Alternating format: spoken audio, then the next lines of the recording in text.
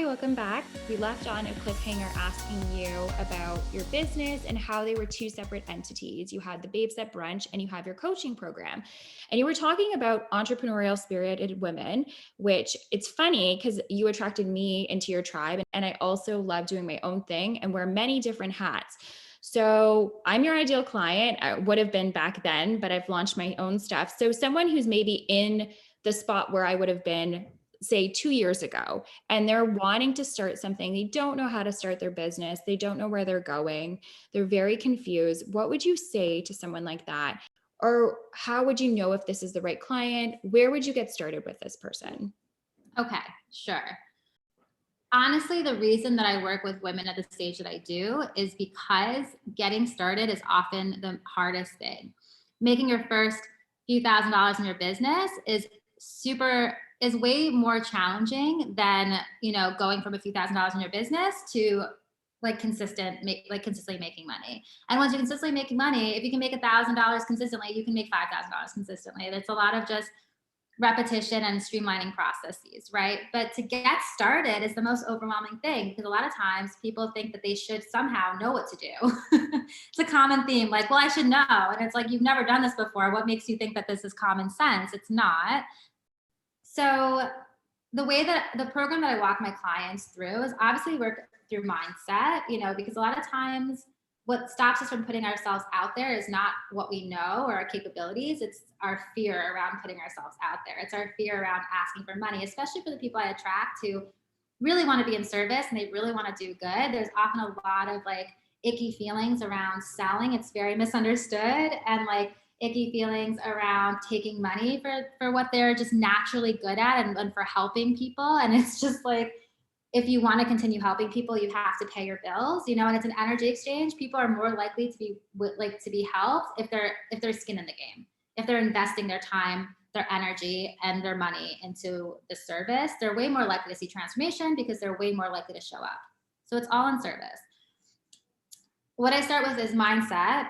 We work through branding. Branding is far more than logo creation and colors and so on and so forth. It's everything from your mission, your values, the way you communicate to your audience, who your audience even is, what your aesthetics look like, of course, the energy and the emotions you want to evoke with your branding, your imagery, your messaging, everything else.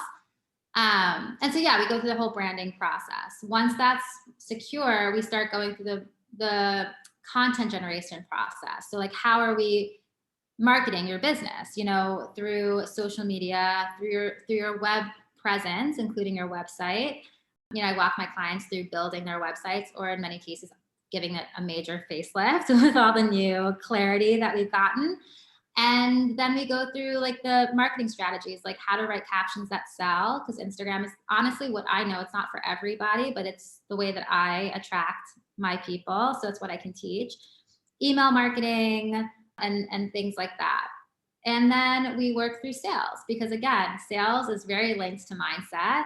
And I teach what is soulful selling, for lack of a better term, but how to sell in such a way that feels good to you, feels good to the people that you're working with, and is really about being of service more than it is about, it's not a transaction. A sale, making a payment is a transaction. Selling is not transactional. What I teach my clients a lot about is community building and how to, what we were talking about earlier, enroll people into your vision to create some sort of unified group of people who genuinely care about you and your successes, and then, each other. And I think that relationship building is the way of the future. So That's beautiful. So essentially you're just telling them, hey, you have your gift, you're going to cultivate your gift, and it's only fair that you're sharing something. So you're going to have an energy exchange, but that's a lot easier said than done. I've been in business for, oh my gosh, I think about the same amount of time. We connected right as I was starting my business. So it's about 2 years now. And I still have a hard time. I know what I have to offer. I still have a hard time asking for money. I don't know where that comes from with people who want to help change the world. I think or you want to empower women. So what do you say to women who maybe still struggle with something like that? And they're like, okay, I have this amazing gift. if you could leave one tidbit before we take a quick break, what would you say to them? I think stop thinking about yourself. It's really not about you. You know what I mean? Like people get so caught up in what they're putting out there and how they're selling. And I think if we take the focus off of ourselves and put it onto like the big picture of like, what is the world that you want to live in? Why are you doing what you want to do, what you're doing? I mean, I know in our case, it's because we care about women. We care about people in general.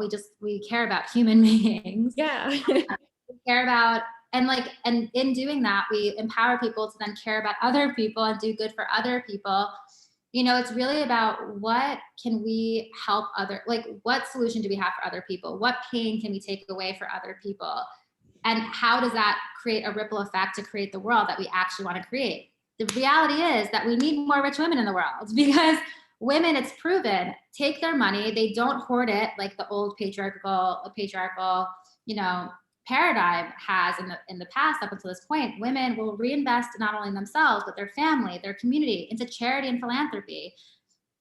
It makes the world a better place. The more empowered women we have economically, the better like the globe does. It's like, I love it. so it's not just about you. It's like you have to get over yourself because it really, like the biggest driver and the biggest motivation, and this is also research proven, is something that is bigger than you. If you can attach yourself to something that is outside of you, that is like big picture, you're more likely to keep going through the hard times. Absolutely. There was something that someone had said to me before we take our pause.